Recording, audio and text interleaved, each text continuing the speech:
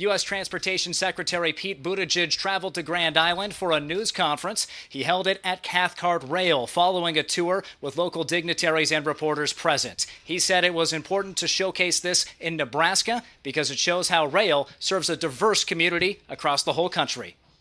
We wanted to emphasize that communities of all sizes and types are benefiting.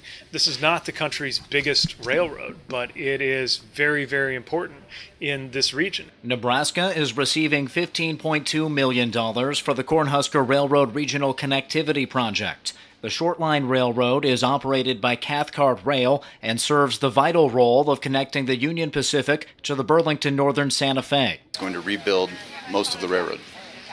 It's going to add new track, it's going to upgrade the yard, it's going to rebuild the 5 miles between the UP and the BN, and it's going to allow new customers to connect to the railroad to have more jobs, more growth, and more economic development.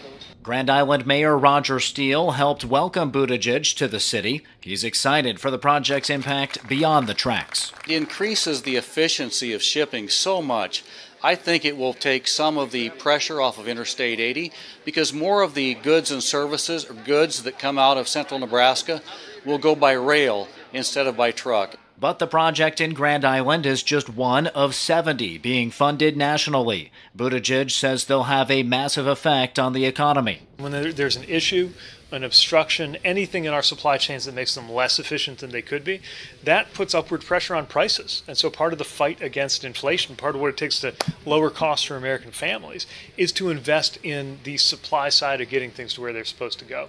According to the Secretary of Transportation, the stakes are high. When we look at the state of rail in America, I strongly believe that the before and after pictures are going to hinge on this decade, on this season that we're living in right now. And that's what this administration is most focused on, making sure that we leave America's transportation systems better than we found them.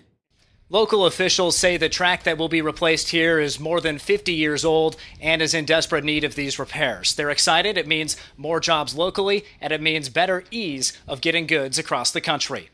In Grand Island, Michael Shively, News Channel, Nebraska.